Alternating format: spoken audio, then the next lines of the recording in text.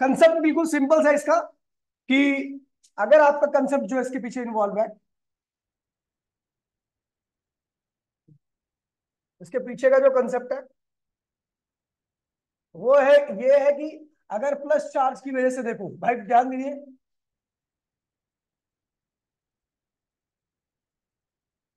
ठीक है, अगर मैं प्लस चार्ज की वजह से किसी पॉइंट पे इलेक्ट्रिक फील्ड देखूं, तो वो क्या होती है, हमेशा दूर जाती है। क्या होगा, के क्यू अपॉन में आर स्क्वायर, रेडियली आउटवर्ड रहेगी पॉजिटिव वे से। दूसरा कंसेप्ट ये है कि नेगेटिव चार्ज की से देखो, आर डिस्टेंस पे इलेक्ट्रिक फील्ड तो हमेशा क्या होती है, उसकी तरफ आती है। उसकी वैल्यू भी क्या रहेगी, के क्यू अपॉन में आर स्क्वायर, ठीक है, इस पी पॉइंट पर। और दूसरा कंसेप्ट है कि इसमें जो डेरिवेशन में इन्वॉल्व है, माइनस क्यू और प्लस क्यू चार्ज को डाइपोल कहते हैं। इसका डाइपोल मूवमेंट जो होता है माइनस से प्लस की तरफ होता है, ठीक है। ये कुछ कंसेप्ट है जो आपको ध्यान रखने हैं और इन डेरिवेशंस में ये काम आने वाले हैं। पहला कंसेप्ट ये है, ठीक है। दूसरा कंसेप्ट आपका ये है, और तीसरा आपको भी बिल्कुल ऐसे ही करना है आपसे, ठीक है, कि जो भी डेरिवेशन में जो कंसेप्ट इन्वॉल्व होते हैं ना, मैं अलग लिखवा दूंगा, उसके बाद फिर डेरिवेशन कराया करूंगा इसके, ठीक है भैया। ये आपका डाइपोल है, ठीक है, ये है आपका डाइपोल, ठीक है। और आपको इसके एक्सियल पर निकलनी है। मैंने इलेक्ट्रिक, टॉपिक का नाम है हमारा electric field due to dipole, ठीक है। टॉपिक का नाम है electric field due to, electric field due to dipole, ठीक है। डाइपोल की, डाइपोल को पता ही होगा आपको, ठीक है। अच्छा, पहला केस क्या कर रहे हैं, केस फर्स्ट, एक्सियल। कहाँ निकाल रहे हैं इलेक्ट्रिक फील्ड, एक्सियल लाइन पे। अब एक्सियल लाइन क्या होती है, तो ये डाइपोल है, इसका एक चार्ज क्या होगा, इधर पहले देख लीजिए, इधर एक चार्ज क्या होगा, माइनस क्यू। अच्छा अभी वन एक्सियल लाइन खींच देता हूं मैं, ठीक है। तो ये एक्सियल लाइन है, एक्सियल लाइन इसको कहते हैं, ठीक है। इस लाइन को हम एक्सियल लाइन कहते हैं, और इस पे जितने भी पॉइंट आप देख रहे हो सब क्या है, एक्सियल पॉइंट है। क्या है ये, एक्सियल पॉइंट है, ठीक है। ये एक्सियल लाइन है, इसके ऊपर जितने भी पॉइंट्स आपको दिख रहे हैं वो सबके सब क्या है, एक्सियल पॉइंट है, ठीक है। इन किसी भी पॉइंट पर अगर आप इलेक्ट्रिक फील्ड निकालोगे तो क्या आएगा, electric field due to dipole at axial point, ठीक है। कंसेप्ट आपका बिल्कुल वही सिंपल सा है, ठीक है। अब इसके ऊपर चार्ज बना देते हैं हम। तो चार्ज बनाते हैं इस वाले कलर से, थोड़ा डार्क हो जाए तो, अरे नहीं इससे बनाओ, इससे बनाओ। इधर होगा माइनस क्यू चार्ज और इधर क्या होगा, प्लस क्यू चार्ज, ठीक है। ये एक्सियल लाइन कहते हैं इसको, एक्सियल लाइन, एक्सियल लाइन। इसको ए कर दो और इसको बी कर दो। अगर आपको याद होगा तो सेंटर, ये सेंटर है, ठीक है, ये सेंटर है, और यहां से यहां तक की दूरी क्या होगी, एल, याद होगा कैलकुलेशन में। और ये वाली दूरी भी क्या होगी, एल होगी, ठीक है। और मुझे इस पॉइंट पर निकालनी है इलेक्ट्रिक फील्ड, इस पॉइंट पर, पी पॉइंट पर, ठीक है। अच्छा बात करूं, ए वाला जो पॉइंट चार्ज है वो कैसा है, वो ए वाला चार्ज क्या है, नेगेटिव है। पी पॉइंट पर जो भी इलेक्ट्रिक फील्ड होगी एक ही वजह से वो क्या होगी, उसकी तरफ आएगी, रेडियली इनवर्ट होगी, electric field due to A. B पे रखा चार्ज पॉजिटिव है, इसकी वजह से जो भी इलेक्ट्रिक फील्ड होगी, आपको पता है पॉजिटिव चार्ज की इलेक्ट्रिक फील्ड क्या होती है, पॉइंट से रेडियली आउटवर्ड होती है, electric field due to B, ठीक है। अगर मैं इसके डाइपोल मोमेंट की बात करूं तो डाइपोल मोमेंट की डायरेक्शन क्या होती है, माइनस से प्लस होती है। और अगर इस तरीके से मैं कराता हूँ ना, आपको कंसेप्ट अलग से लिखवा करके फिर डेरिवेशन वगैरह कराता हूँ, तो आपको बहुत आसान हो जाएगा, कुछ भी नहीं दिमाग लगाना, ठीक है। तो अब बात करते हैं एयर ई ए, जो कि कितनी है बताइए, ई, अच्छा ये एक बार और, एक यहाँ पर चीजें और मिस हो गई है, ठीक है, कि इसके सेंटर से इस पॉइंट की दूरी जो है, ठीक है, वो कितनी है भैया, इस डाइपोल के सेंटर से इस पी पॉइंट की दूरी क्या आपकी आ रहा है, आ रहा है, ठीक है। तो इस वाले चार्ज से, इस वाले चार्ज से कितनी दूरी होगी, ठीक है, ये होगी आपके,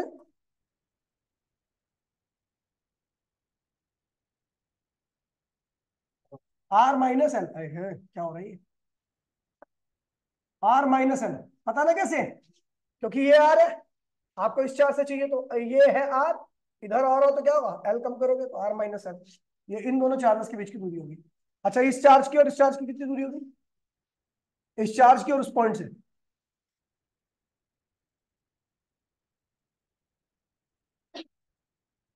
ठीक है। ये क्या होगी आपकी, आर प्लस एल। तो ए की दूरी पी से कितनी है, आर प्लस एल। बी की दूरी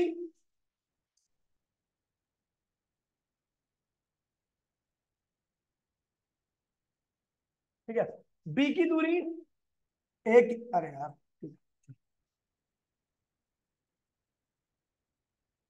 ए की दूरी टी से कितनी है, R plus L.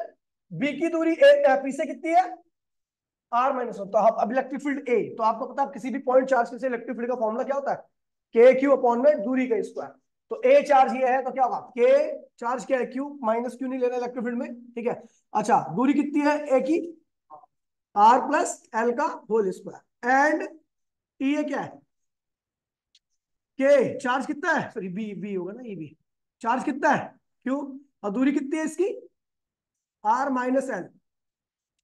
R opposite in direction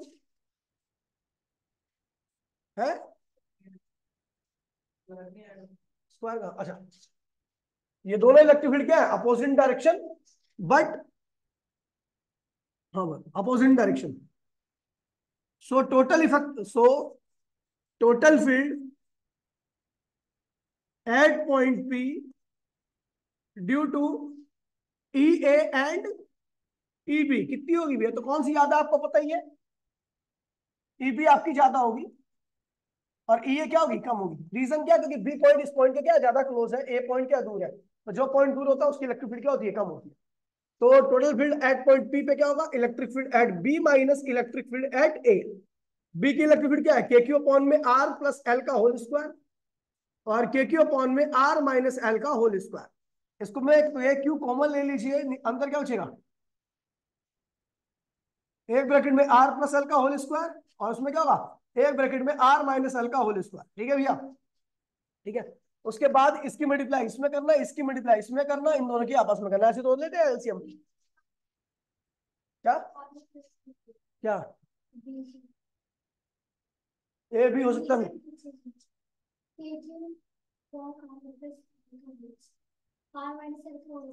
अच्छा, ओहो, सॉरी।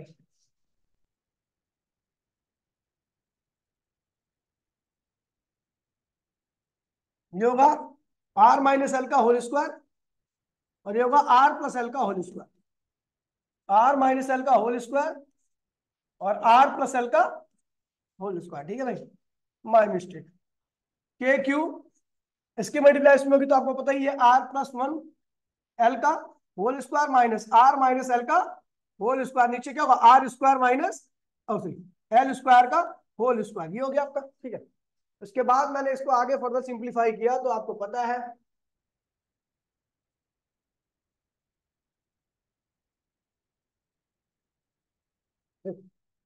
ये हो जाएगा आपका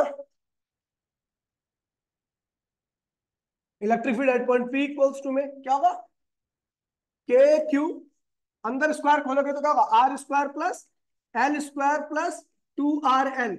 इसका माइनस आएगा, इसका स्क्वायर खोलो तो क्या होगा, R square plus L square minus two R L upon में R square minus L square whole square. अच्छा, आप देखो इसको आगे फर्दर सिंप्लीफाई करते हो, electric field at point P equals to में के क्यू। अब देखिए R square plus L square plus two R L, अब माइनस की मल्टीप्लाई करो तो माइनस आर स्क्वायर, माइनस की मल्टीप्लाई में होता माइनस एल स्क्वायर और प्लस हो जाएगा टू आर एल। और आपको बता दूं साइज ऑफ डाइपोल यहाँ पे बता देना है, साइज ऑफ डाइपोल, डाइपोल क्या होता है, डाइपोल टू स्मॉल, क्या होता है, डाइपोल का ये जो साइज है, ये जो डाइपोल देख रहे हो ना आप, इसका साइज बहुत छोटा होता है, टू स्मॉल। तो एल टेंस टू क्या होगा, L square tends to zero. देखिए क्योंकि जो चीज छोटी होती है उसका स्क्वायर क्या होता है, उससे भी छोटा हो जाता है, ठीक है। तो एल स्क्वायर क्या होगा, टेंस टू आप जीरो लिख सकते हो। वैसे देखो क्या क्या कट रहा है, ये कट रहा है ना, और नीचे मैंने एल स्क्वायर को जीरो कर दिया तो आर स्क्वायर। और एक बात ध्यान में, यहाँ पर एल को जीरो नहीं लिखना आपको, एल स्क्वायर जीरो, जो सबसे छोटी टर्म होगी वही जीरो होगी। एल स्क्वायर जो है वो सबसे छोटा है, एल उससे बड़ा है, क्योंकि जो डाइपोल का साइज होता है वो डेसिमल में होता है, और डेसिमल का स्क्वायर उससे भी क्या होता है, छोटा हो जाता है, होल स्क्वायर। ये हो गया। इसको आगे फर्दर सिंप्लीफाई करता हूं मैं, तो के क्यू और ऊपर क्या आएगा, 4RL, है ना, 2RL 2RL, देखो 2RL 2RL, तो क्या हो जाएगा आपका 4RL, नीचे क्या होगा आर स्क्वायर की पावर, आर की पावर 4, ये 3 हो गया। ठीक है, अब इसके आगे यहाँ पे लिखता हूं मैं,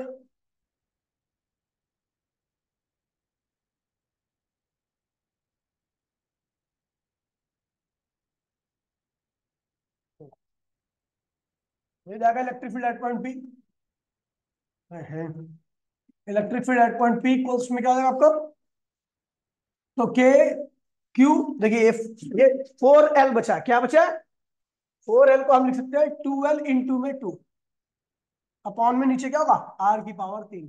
तो भैया electric field at point P एक क्वेश्चन में क्या होगा, क्यू इंटू में 2L क्या होता है, क्यू इंटू में 2L क्या होता है डाइपोल मूवमेंट, अगर आपको याद होगा तो dipole movement is the product of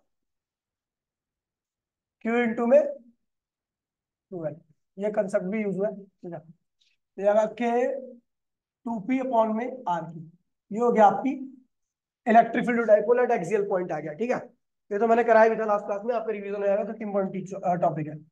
vector form क्या होगी, वेक्टर फॉर्म क्या होगी, तो आपको याद है इलेक्ट्रिक फील्ड वेक्टर बराबर में के 2P वेक्टर अपॉन में आर की। अच्छा, यहाँ पर मैंने आपको बता दिया था, मैं प्लस लगा दूंगा, ये क्या बताएगा electric field at point P parallel to dipole moment. कैसे, क्योंकि आपको पता है ये वाली फील्ड क्या है ज्यादा, ये वाली फील्ड कम है, तो दोनों का जो रिजल्ट आएगा, ये ज्यादा है ये कम है, तो रिजल्ट कहाँ जाएगा, इधर की तरफ जाएगा। ये वाली ज्यादा फील्ड है, ई भी ज्यादा, ई ये कम है। ठीक है, तो रिजल्ट क्या होगा, उधर की तरफ जाएगा, डाइपोल मोमेंट भी क्या उधर की तरफ है, डाइपोल मोमेंट की डायरेक्शन भी इधर ही है और इलेक्ट्रिक फील्ड की भी डायरेक्शन इधर है, तो ये क्या होगा इधर पॉजिटिव लगा दोगे आप, क्योंकि इलेक्ट्रिक फील्ड और डाइपोल मोमेंट दोनों वेक्टर क्वांटिटी है, जब एक दूसरे के बराबर होती है और सेम डायरेक्शन में होती है तो पॉजिटिव लगता है। ठीक है, अगला आ रहा है case second, equatorial. Equatorial, equatorial point पर निकालना है। अब इक्वेटोरियल पॉइंट क्या होता है, तो चलो देखते हैं भैया, ये है एक लाइन, ठीक है, इसको कहते हैं एक्सियल लाइन, कंसेप्ट है जो यूज कर रहा हूं मैं यहाँ पे, कंसेप्ट जो यूज है ये है एक्सियल लाइन। एक्सियल लाइन, इसको दो पार्ट में डिवाइड करने वाली लाइन को हम क्या कहेंगे,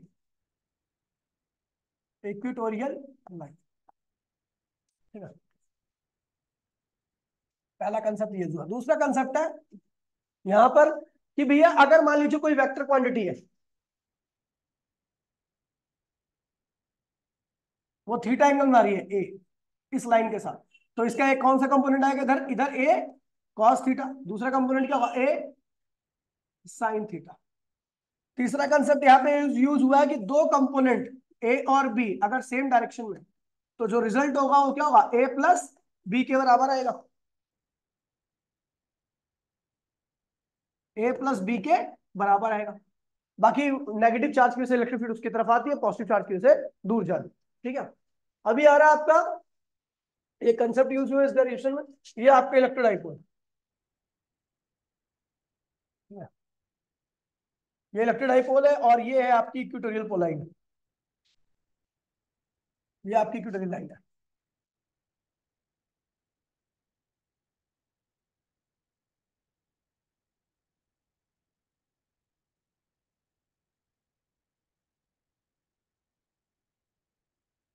ठीक है,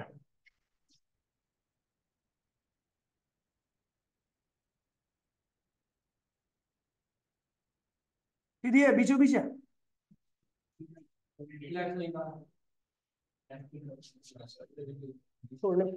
ये जितने पॉइंट्स है सब क्या है इक्वेटोरियल पॉइंट है, जितने पॉइंट्स आपको दिख रहे हैं इक्वेटोरियल पॉइंट है। ठीक है, यहाँ पे क्या है भैया माइनस क्यू चार्ज है और यहाँ पे क्या है प्लस क्यू चार्ज है, ये ए पॉइंट है और ये क्या है बी पॉइंट है। अच्छा, यहां से यहां तक की दूरी क्या होगी एल, यहां से यहां तक की दूरी क्या होगी एल, और ये जो मान लीजिए मुझे इस पॉइंट पर निकालनी है, ये सेंटर वाला पॉइंट है ओ। ठीक है, तो यहां से यहां तक की दूरी क्या होगी आर, स्मॉल आर लिख लो, स्मॉल आर ज्यादा अच्छा होता है। स्मॉल आर का, small R is the separation between O and P, O और पी के बीच का सेपरेशन। ठीक है, अभी अपने को पता है भैया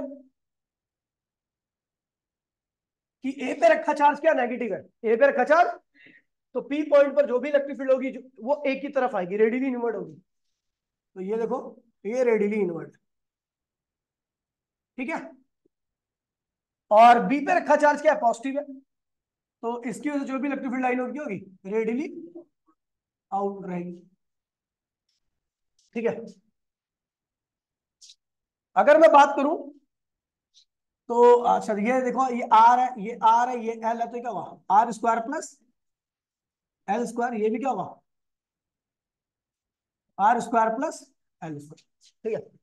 अगर एक ही इलेक्ट्रिक, अच्छा ये भी देख लो कि here electric field due to A कितनी होगी बताइए, एक इलेक्ट्रिक फील्ड इस पॉइंट पर, पी पॉइंट पर कितनी होगी, के चार्ज क्या है, क्यू, और दूरी कितनी है, इस पॉइंट और इस पॉइंट के बीच की दूरी कितनी है, under root R square plus L square का whole square, square centre root cancel हो गया, केपी अपॉन में R square plus L square, और आप एल को साइज ऑफ डाइपोल छोटा होने की वजह से, as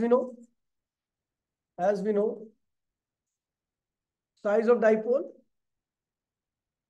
to small, so L square tends to क्या होगा, जीरो। हम लिख सकते हैं electric field at point A क्या हो गया, के क्यू अपॉन में आर स्क्वायर, ठीक है। अगला आ रहा है इलेक्ट्रिक फील्ड ड्यू टू पे, electric field due to B, तो क्या होगा, के क्यू दूरी कितनी है, वही under root R square plus L square, B और इस पॉइंट की दूरी होगा,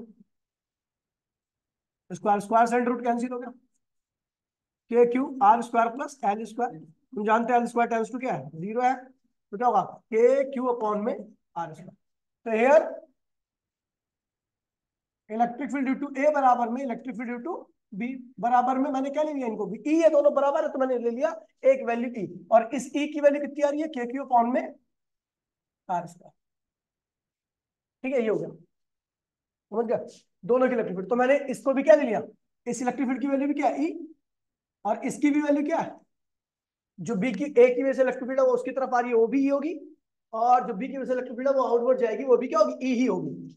अच्छा, हम देख रहे हैं कि ये इलेक्ट्रिक फील्ड जो हो रही है वो इस लाइन के साथ कुछ एंगल मारी है,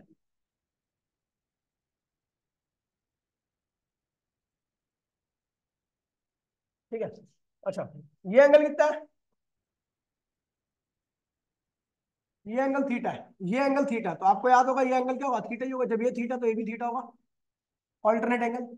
अच्छा, ये थीटा है तो ये भी क्या होगा, थीटा ही होगा, कौन सा एंगल है, कॉरस्पॉन्डिंग एंगल, ठीक है। तो ई को मैं, अब देखो मैंने कहा था कोई वेक्टर अगर एंगल बनाता है तो जिसके साथ एंगल मारा वो क्या होता है, कॉस थीटा होता है, क्या होता है, तो ई जो है वो इस लाइन, ई जो है इस लाइन के साथ एंगल मारा, तो इधर क्या होगा, ई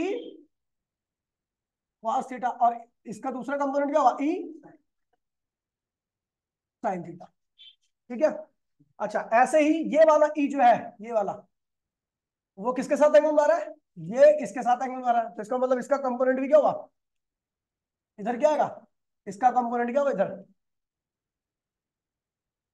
ई कॉस थीटा, इधर क्या आएगा, ई साइन थीटा, ठीक है भैया। पूरा डायग्राम बन चुका है, लगभग डेरिवेशन भी ऑफ खत्म हो चुकी है, तो हियर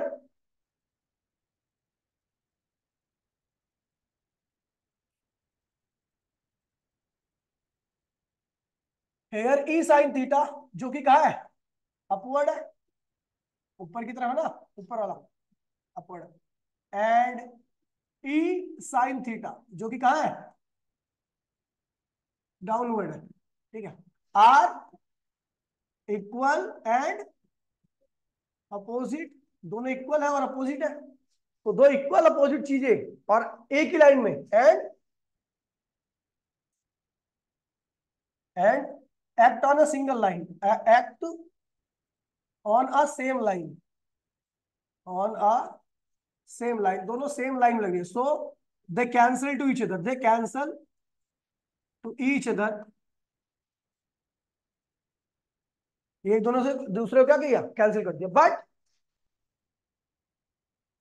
ई साइन थीटा, ये भी sorry E cos theta, E cos theta ये कहां लग रहा है, लेफ्ट में, एंड अगला ई कॉस थीटा भी कहा जा रहा है, पोलियो भी है, वो भी कहा जा रहा है, लेफ्ट में, ठीक है, are in same direction and act, on a same line, act on a same line. So total electric field at point P equals to में 2e cos थीटा के बराबर होगा। किसको किसको क्लियर है जी? देखिए भैया, आपको दिख रहा है भैया कि ये जो टू, इसका कंपोनेंट था उसका भी cos थीटा यहीं पे है, और इसका कंपोनेंट जो था उसका cos थीटा भी क्या है, यहीं पे है। दोनों सेम डायरेक्शन में, इसलिए क्या होगा, 2e cos थीटा हो जाएगा। कोई दिक्कत तो नहीं है। Electric field at point P equals to क्या हो जाएगा आपका, 2e की वैल्यू क्या रखी है तो आपको पता है, के क्यू अपॉन में आर स्क्वायर। कॉस क्या होता है, बेस अपॉन में हाइपोटेन्यूस, बेस अपॉन में, तो बेस कहां देखे, तो बेस ये रहा, हाइपोटेन्यूस ये रहा। तो बेस बेस क्या है आपका एल, और हाइपोटेन्यूस क्या, under root R square plus L square. ठीक है भैया। अच्छा, आपको पता है here L square tends to क्या है, 0 है। तो इसको देखिए, ज्यादा छोटा मत करें।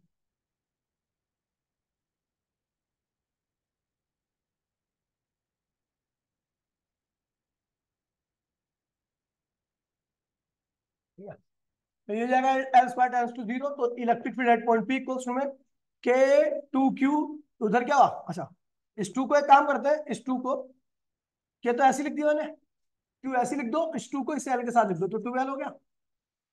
ये क्या होगा, आर स्क्वायर, और ये क्या होगा, इधर क्या होगा, ये एल स्क्वायर 0 होगा, तो अंडर रूट आर स्क्वायर क्या होता है, आर ही होता है। अंडर रूट है, देखिए अगर एल स्क्वायर को 0 कर दूंगा तो क्या क्या बचेगा, अंडर रूट आर स्क्वायर मतलब क्या होता है, आर होता है। तो हो जाएगा भैया आपका के डाइपोल मोमेंट अपॉन में आर क्यू। ये आ गया फाइनल रिजल्ट। अच्छा, वेक्टर फॉर्म क्या होगी इसकी, वेक्टर फॉर्म क्या होगी इसकी, तो बात करूं भैया, electric field at point P जो कि वेक्टर है, वो क्या होगी, के पी वेक्टर अपॉन में आर क्यू। यहां पर माइनस लगाइए, क्या है, dipole moment opposite to P vector.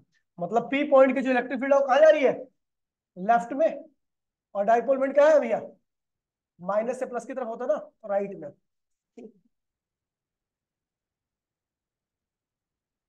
अब आ रहा है अगली derivation, electric field at any point, electric field due to dipole at any point.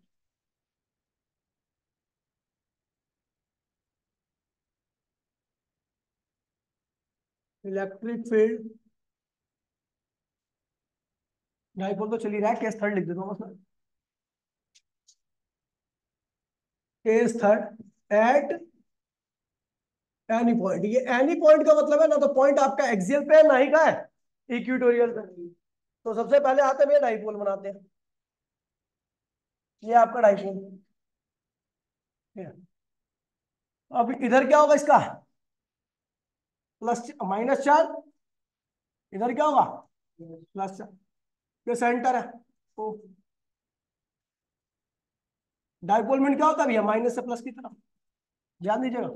चलो डाइपोल मोमेंट की, इस बार डाइपोल की जो डायरेक्शन है वो अंदर की तरफ बनाया था मैं, अच्छा लगेगा आपको देखते हैं। ये डाइपोल है, और इसकी डायरेक्शन क्या है, ये लाइन मिटा देता हूँ,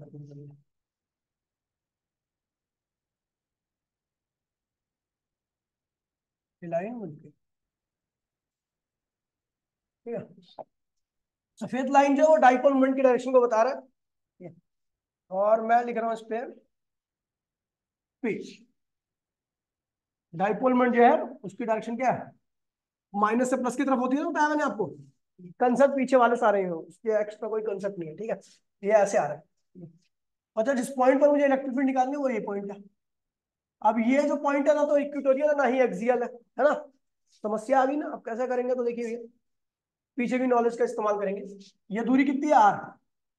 आपको बता दो डाइपोल मोमेंट भी क्या होता है, वेक्टर क्वांटिटी होता है, और यहाँ पे आर भी क्या है, वेक्टर क्वांटिटी है।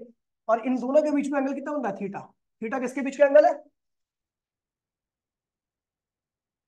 Angle in between dipole moment and R, इसके बीच का एंगल है इस आर का और डाइपोल मोमेंट के बीच का एंगल है। डाइपोल मोमेंट की डायरेक्शन का माइनस से प्लस की तरफ होती है, ठीक है। अब एक चीज देखिए, आप देख रहे होगे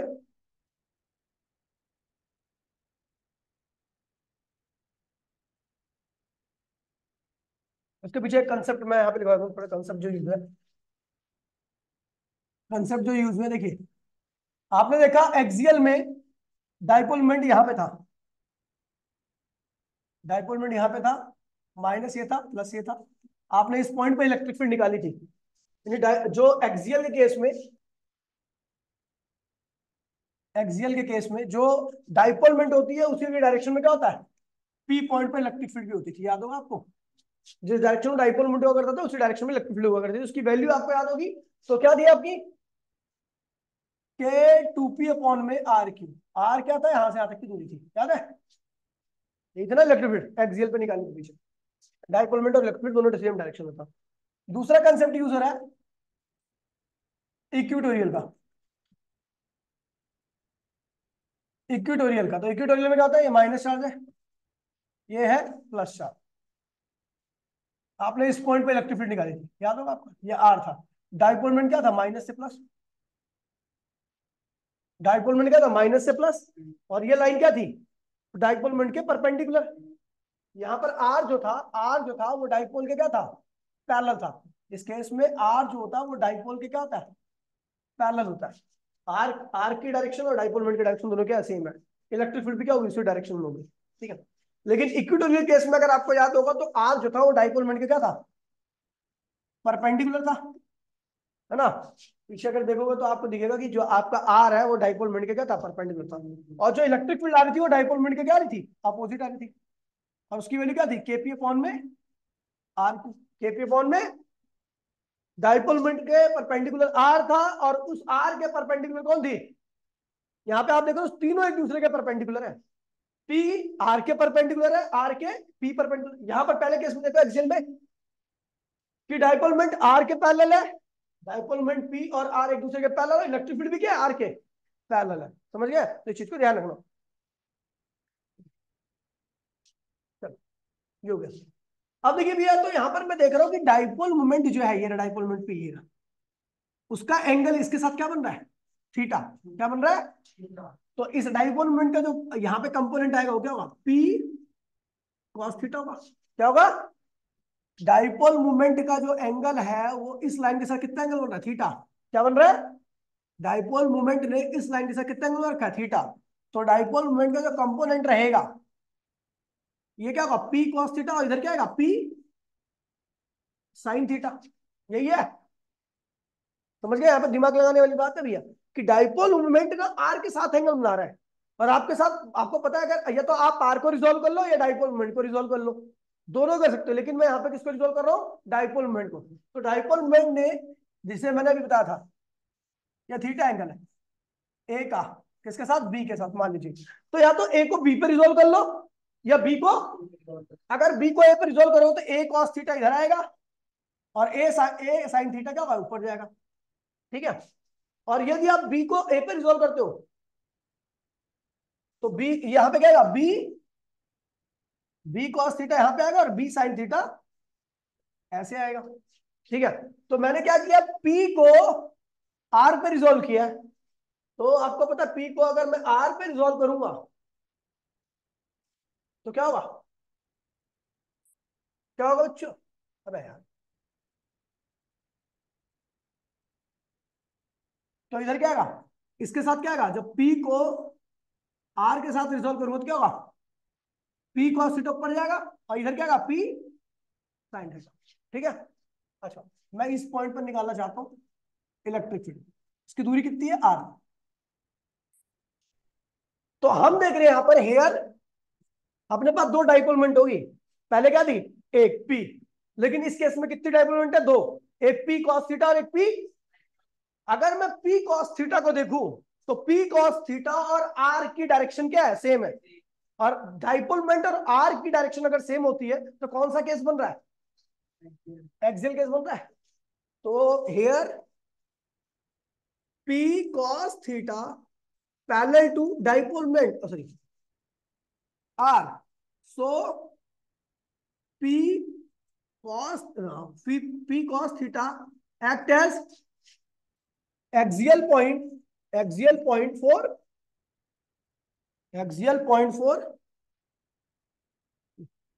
act as उसको पी मत करो, उसको ओ कर दो, क्योंकि ऑलरेडी हम पी यूज कर सकते हैं। तो ओ कर दो, ठीक है। तो मैंने लिखा P cos theta parallel to R. P cos theta जो आर के क्या है, पैरेलल है। और जहां पे आपको पता है डाइपोल मोमेंट आर के पैरेलल आती है, उस केस में हम क्या करते हैं, उस केस में डाइपोल क्या होता है, एक्सियल की तरह बिहेव करता है। कैसा बिहेव करता है? So O point act as, O point act as axial point for किसके लिए, पी कॉस थीटा के लिए। देखो ना भैया, पी कॉस थीटा आर के क्या है, पैरेलल है। तो इसलिए जो ओ पॉइंट है वो कैसा बिहेव करेगा, एक्सियल पॉइंट की तरह बिहेव करेगा। तो electric field at point O कितनी होगी, due to axial, due to P cos theta. P cos theta की वजह से इस पॉइंट पर जो इलेक्ट्रिक फील्ड होगी कैसी होगी,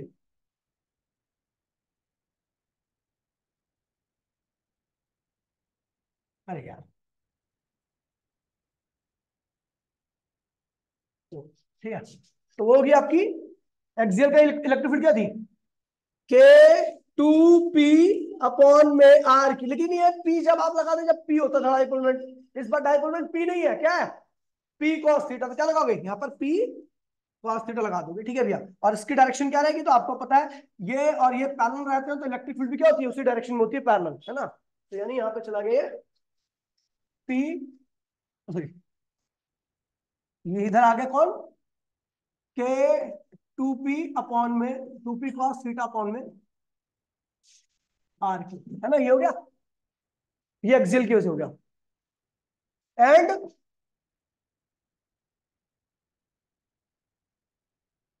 and P sine theta perpendicular to R. यहां पर पी साइन थीटा देखो आर के क्या है, परपेंडिकुलर है। और आपको पता है जब परपेंडिकुलर होता है तो पॉइंट क्या होगा, पी ओ पॉइंट कैसे भी करेगा, so O act as equatorial point for P sine theta. So electric field at point O क्या होगा, इसकी वजह से क्या होगा, के पी आर क्यूब। लेकिन यहाँ पर पी होता तो लिखते ना पी, यहाँ पर तो पी साइन थीटा, तो यहाँ पे लिखोगे पी साइन थीटा। और आपको ये भी पता है कि इसकी डायरेक्शन क्या होगी, इसकी डाइपोल मोमेंट नीचे है, आर के परपेंडिकुलर है, तो उसकी जो इलेक्ट्रिक फील्ड होगी ऐसे होगी, और आर के वो क्या होगी, परपेंडिकुलर। देखो यहाँ पे देखो ना, डाइपोल मोमेंट के परपेंडिकुलर कौन है, आर, और आर के कौन परपेंडिकुलर है, इलेक्ट्रिक फील्ड। लेकिन इलेक्ट्रिक फील्ड और डाइपोल मोमेंट एक दूसरे क्या है, अपोजिट भी है, क्या है, बस यही चीज यूज करनी है। अब देखो, पी डाइपोल मोमेंट नीचे है और आर के परपेंडिकुलर है, तो इलेक्ट्रिक फील्ड भी परपेंडिकुलर है, लेकिन वो डाइपोल मोमेंट का क्या होगी, अपोजिट होगी, ये होगी। इधर क्या आएगा आपका, ये क्या होगा आपका, के पी साइन थीटा अपॉन में आर के, है ना। ये हो गया, दो इलेक्ट्रिक फील्ड आ गई। तो इफेक्टिव इलेक्ट्रिक फील्ड क्या होगी, इन दोनों का रिजल्ट होगा, total field, total field at point O. O पे कुल फील्ड मैंने मान लिया कितनी होगी, क्या होगी भैया, वो हमारी होगी ई। ई किसका रिजल्ट होगा, electric field due to axial whole square plus electric field due to equatorial का होल स्क्वायर, है ना। दो वेक्टर परपेंडिकुलर होता तो उनका रिजल्ट ऐसे निकलता है, पता ना। तो ये हो जाएगा आपका ई इक्वल्स टू में, एक्सियल की इलेक्ट्रिक फील्ड कितनी है, K two P cos theta upon में आर क्यूब का होल स्क्वायर, और K P sine theta upon में आर क्यूब का होल स्क्वायर। ठीक है भैया, कोई दिक्कत तो नहीं। उसके बाद इसको सॉल्व कीजिए, electric field at point P equals to में ये क्या होगा, देखिए यहाँ पे, देखिए आपको मैं बता रहा हूँ यहाँ पे दोनों में क्या हुआ, क्या दिक्कत आ रही है। यहाँ पे कॉमन क्या क्या चीजें हैं, तो आपको दिख रहा होगा, देखिए के का स्क्वायर होगा, ठीक है, और फिर आपका दो का स्क्वायर होगा तो चार हो जाएगा, पी का स्क्वायर होगा तो पी स्क्वायर हो जाएगा, कॉस का स्क्वायर होगा तो कॉस स्क्वायर थीटा हो जाएगा। नीचे क्या होगा, आर की पावर तीन का होल स्क्वायर। ऐसे बिल्कुल सेम यहाँ पे देखो, के का स्क्वायर होगा के होगा, पी का स्क्वायर पी होगा, और साइन स्क्वायर ऐसे ही रहेगा, और नीचे क्या होगा, आर क्यू का होल स्क्वायर। ठीक है, ये हो गया। अब उसके बाद हमें कुछ नहीं करना, उसके बाद हमें लेना कॉमन।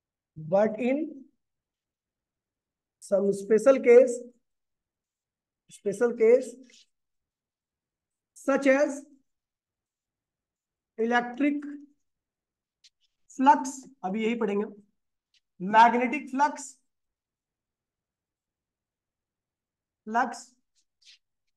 और gravitational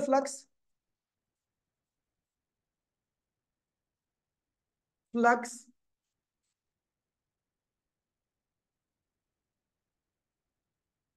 area act as vector quantity.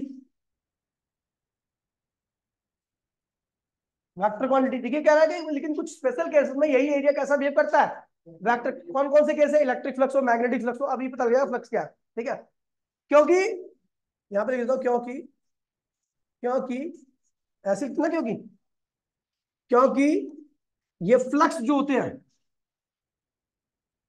Flux का रिजल्ट एरिया की पोजीशन और डायरेक्शन पे डिपेंड करता है, डायरेक्शन पे डिपेंड करता है। यदि मैं एरिया की पोजीशन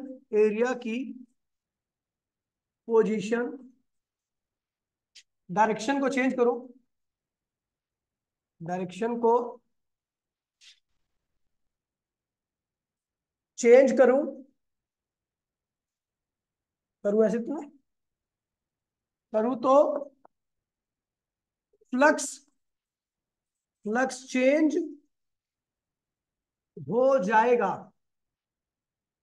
क्या ना, यदि मैं देखिए जहां पर किसी भी क्वांटिटी के डायरेक्शन पोजीशन को चेंज करने पर रिजल्ट चेंज होता है, इसका मतलब वो क्वांटिटी कैसी है? वेक्टर है। जहां पर कोई भी पोजीशन हो, कोई भी डायरेक्शन, मैं बोल दूं एरिया निकालो, तो आपने देखा चाहे मैं इस दीवार को वहां रख दूं, चाहे कहीं रख दूं, ठीक है, रिजल्ट नहीं चेंज होने वाला। कुल एरिया क्या होगा? हमेशा तीनों किस्म के बराबर ही है, यहाँ पर तो स्केलर है। लेकिन कई ऐसी क्वांटिटी होती है जैसे फ्लक्स हो गया, फ्लक्स में अगर आप एरिया की डायरेक्शन को चेंज करोगे तो रिजल्ट जो आएगा फ्लक्स, वो क्या होगा? चेंज होगा। जहां पर क्वांटिटी की डायरेक्शन पोजीशन चेंज करने पर रिजल्ट चेंज होता है, ऐसी क्वांटिटी क्या होती है? वेक्टर क्वांटिटी होती है। कैसी क्या कहलाती है? Vector quantity. ठीक है, इसलिए इसलिए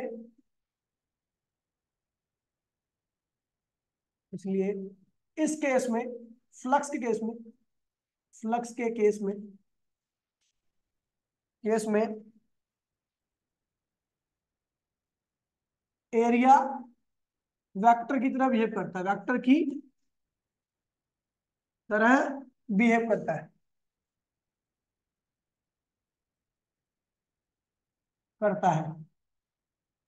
समझ गए? चलो फिर अब पता लग गया ना कहाँ पे एरिया वेक्टर की तरह बिहेव करता है। ठीक है, अब बात करते हैं इलेक्ट्रिक एरिया वेक्टर की।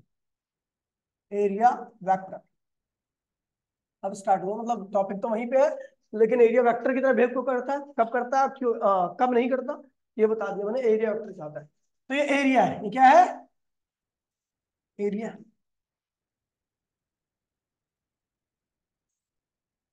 और ये एरिया के ऊपर क्या है? एन क्या है? एन जो है perpendicular to surface of perpendicular to the surface of sheet. ये शीट बना रखी ना, मुझे आपको शीट दिख रही होगी, इस शीट का क्या है ये? अरे यार, अच्छा खुला हुआ है क्या ये? यहाँ से खुला हुआ है। ठीक है, तो ये जो एन खींचा ना, वो इस सरफेस के, ये क्या सरफेस है? इस सरफेस के ये एन क्या है? परपेंडिकुलर है। क्या है? इस सरफेस की वैल्यू कितनी है? एरिया की वैल्यू कितनी है? ए। तो ये जो एन है ना, इसी को कहते हैं direction of area, direction of area, या इसका एक और नाम है एरिया नॉर्मल। क्या नाम है? Area normal. इसे एरिया की डायरेक्शन भी कहते हैं और एरिया के ऊपर नॉर्मल भी कहते हैं। तो एरिया, कोई भी वेक्टर क्वांटिटी क्या होती है? दो चीज से मिलकर बनी होती है। वेक्टर के पास दो चीज होती है, क्या क्या होता है? मैग्नीट्यूड और डायरेक्शन। तो मैग्नीट्यूड क्या होगा भैया इसका, ए, और डायरेक्शन क्या होगी, एन कैप। तो ये बन गया आपका एरिया वेक्टर। क्या बन गया आपका, एरिया वेक्टर के पास दो चीजें होंगी, एक तो मैग्नीट्यूड, दूसरी क्या होगी, डायरेक्शन। ठीक है भैया, तो ये एरिया वेक्टर। ठीक है, समझ गए। फ्लक्स के, फ्लक्स क्या होता है, तो फ्लक्स देख लीजिए। जब भी इलेक्ट्रिक फील्ड लाइन एरिया से पास करेंगी तो उसे इलेक्ट्रिक फ्लक्स कहते हैं। जब मैग्नेटिक फील्ड लाइन पास करेंगे एरिया से, सरफेस एरिया से, तो मैग्नेटिक फ्लक्स कहेंगे। ग्रेविटेशन फील्ड लाइन पास करेंगी तो ग्रेविटेशन फ्लक्स। लेकिन देखिए, मान लीजिए मैं एक एग्जांपल दे रहा हूं, मेरा हाथ है, मेरा हाथ ऐसे है, ये सरफेस एरिया है, और ये उंगलियां क्या है, फील्ड लाइन है। अगर मेरा हाथ ऐसे है तो फ्लक्स क्या है, सारी मैग्नेटिक सारी फील्ड लाइन यहां से पास करनी है, फ्लक्स क्या होगा, मैक्सिमम होगा। हाँ, इस सरफेस एरिया के नॉर्मल की डायरेक्शन में। तो अगर सरफेस एरिया के और इलेक्ट्रिक फील्ड लाइन ऐसे, मतलब जो भी फील्ड लाइन है, चाहे इलेक्ट्रिक हो चाहे कोई सी भी हो, वो ऐसे जा रही है, तो सब एरिया से पास करेंगे, फ्लक्स क्या होगा, मैक्सिमम होगा। लेकिन अगर मैंने इस एरिया को थोड़ा भी टिल्ट कर दिया तो अब सारी फील्ड लाइन पास नहीं कर पाएंगे, कुछ फील्ड लाइन ऐसे क्या होगी, बाहर निकल जाएंगे। जब नहीं पास कर पाएंगे तो फ्लक्स की वैल्यू क्या होगी, चेंज होगी। थोड़ा ऐसा एरिया कर दो, फील्ड लाइन देखो अब एक भी पास नहीं कर रही है, फ्लक्स की वैल्यू क्या होगी, जीरो हो जाएगी। तो यहां पर आप देखो रहे हो कि एरिया की डायरेक्शन को चेंज कर रहे हो तो फ्लक्स क्या हो रहा है, चेंज हो रहा है। यानी एरिया यहाँ पे कैसा बिहेव कर रहा है, वेक्टर की तरह। जब किसी भी चीज की डायरेक्शन को चेंज करो, उससे आने वाला रिजल्ट चेंज हो जाए, तो उसको हम क्या कहते हैं, वेक्टर क्वांटिटी। तो हर फ्लक्स के केस में एरिया आपका इसीलिए वेक्टर का बिहेव करता है, क्योंकि एरिया को चेंज करने पर फ्लक्स क्या होता है, आपका चेंज हो जाता है। ठीक है, अगर एरिया ऐसे रहेगा इलेक्ट्रिक फील्ड लाइन के परपेंडिकुलर, तो फ्लक्स मैक्सिमम। और जैसे ही मैंने एरिया को पैरेलल कर दिया इलेक्ट्रिक फील्ड के, तो क्या हो, फ्लक्स जीरो। या कुछ और एंगल पे रखा तो फ्लक्स कुछ और आएगा। तो इसीलिए यहाँ पर एरिया नॉर्मल हमें पढ़ने की आवश्यकता पड़ती है। ठीक है भैया, तो आज की क्लास में इतना ही। ठीक है, कल की क्लास में बता दूंगा मैं कितने बजे होगी। ठीक है, एक ही घंटे की होगी इसमें। ठीक है, मिलता है कल की क्लास में, चैप्टर खत्म हो जाएगा। ठीक है, और परसों संडे को न्यूमेरिकल हो जाएगा। हाँ, सुबह रखूंगा, शाम को रखता मैं।